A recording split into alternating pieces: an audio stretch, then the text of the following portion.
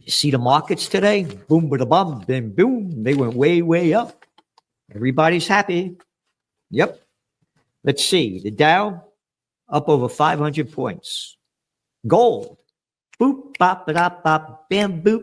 Hey, what was one of your top trends for 2024? $4 an ounce. As we go on the air, it's at $2,744. Up $700 since we made that forecast. Before we show you more clips, smash the subscribe button. Join our WhatsApp channel for real-time updates, breaking news, and expert predictions on gold, silver, and financial markets. Link in the description or pinned comment. Stay ahead of the curve. Don't miss out.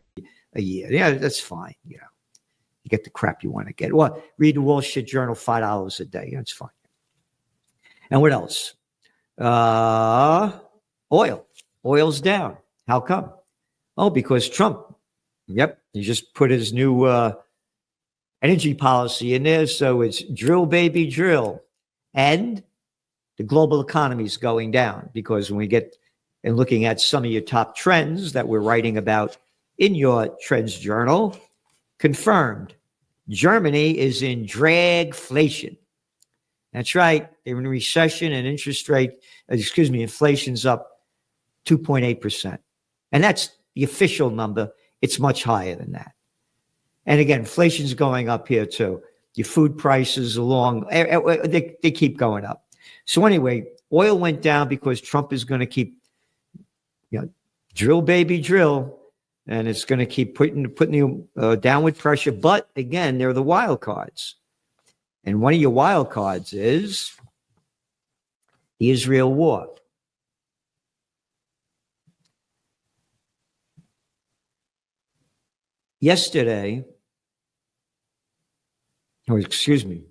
Today, day one, or yesterday, Trump rolled back Biden's sanctions targeting the violent Israeli settlers. That's right. Rolled them back. China's in trouble. And so is much of the world. Again, Germany, the third largest economy, is in a recession. So these tariffs, the whole deal, we don't know what's going to happen. But again, you're seeing gold prices shine. Oh, and by the way, remember the dollar went up when Trump said he was going to impose these tariffs and all the things that he said he's going to do. 6 currencies went way, way down. And now it's a reverse. The dollar's weakening again. And that's why gold prices are going up. And you're seeing treasury yields going down too. Again, it's a Trump card. And it's a wild card. We don't know where it's going to go or, how bad it's going to be. And again, China says its economy grew 5% last year. But we have the data to show that that's a lot of BS too. And they have a real problem that they're not going to solve easily. Yep. And the job losses and the businesses that are going out of business that are barely being reported. So we have a very, very, very tough time ahead. And it looks like the strength is going to stay in Bitcoin and gold as the gamblers keep gambling, because it's going to be a rough road ahead. Nobody knows where it's going to lead. Again, we stick by our forecast as well.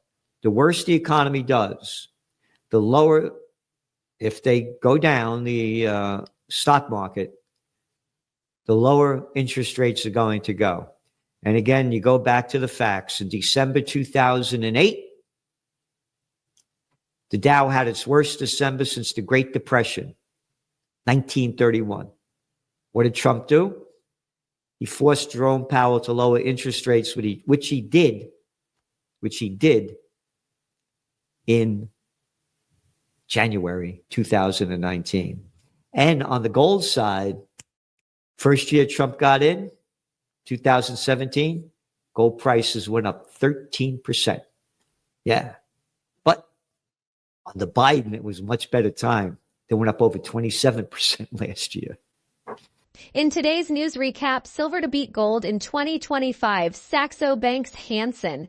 Diversified commodity exposure should continue to perform well in 2025 as a hedge against inflation and economic uncertainty. Specifically, gold and silver are expected to outperform the sector. Despite the bullish outlook in his 2025 forecast, Ole Hansen, head of commodity strategy at Saxo Bank, recommended that investors be discerning as they build a commodity basket within their portfolios. Gold and silver remain two of his top picks after their historic runs in 2024. Hansen said he forecasts gold prices to rise to $2,900 an ounce this year, representing a gain of 7% from current levels. However, Hansen sees even more potential in silver, projecting prices to reach $38 an ounce, a gain of nearly 30% from current levels. He added that his outlook is skewed to the upside. Looking at gold, Hansen noted that the precious metal will remain an important safe haven asset through 2025. The demand for investment metals has been fueled by an increasingly uncertain geopolitical landscape where global tensions and economic shifts have led investors to seek safer assets, a development that shows no signs of fading anytime soon, he said. Additionally, concerns about mounting global debt, particularly in the United States, have prompted investors to hedge against economic instability by turning to precious metals. However, he added that investors will need to be patient as the Federal Reserve shortens its easing cycle. Currently, markets are pricing in only one rate cut this year, a sharp contrast to expectations from a few months ago. The U.S. central bank's hawkish stance could support the U.S. dollar, creating some volatility in the precious metals market. Now we'll show you the best clips of the latest interview. Going back to the markets and what in the world is going on, Bitcoin, $106,000 per coin. Yep. And again, as you well know, we've been bullish on Bitcoin. We're not the first to do it, but we only started in 2017 to become bullish on it. And you can see where it's going. And again, if Bitcoin wasn't there, you would see gold at a much higher level. And talking about Trump backtracking, oh, the tariff deal? Let's go back. On 5 November 2024, that's after he won the election to the White House, Trump said, on January 20th, as one of my first executive orders, I will sign all necessary documents to charge Mexico and Canada a 25% tariff on all products coming into the United States. And it's ridiculous open borders. As a result of that, by the way, the dollar went up sharply. Yep. It hit like a 5-year high against, a number of currencies. Like the Canadian dollar went down to a 5-year low. And then what happened? Changed his mind. Now he's going to talk about coming back in February. Well, we're going to do it in February. But you said you were going to do it then. And what else? Oh, how about this? Go back.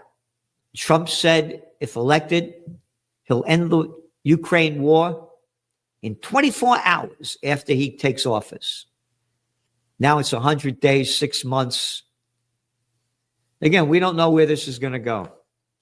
It's a wild card, and that's one of your top trends. The Trump card. We don't know how it's going to be played. Canada says that if they get hit with these tariffs, they're going to retaliate. We don't know where it's going to go.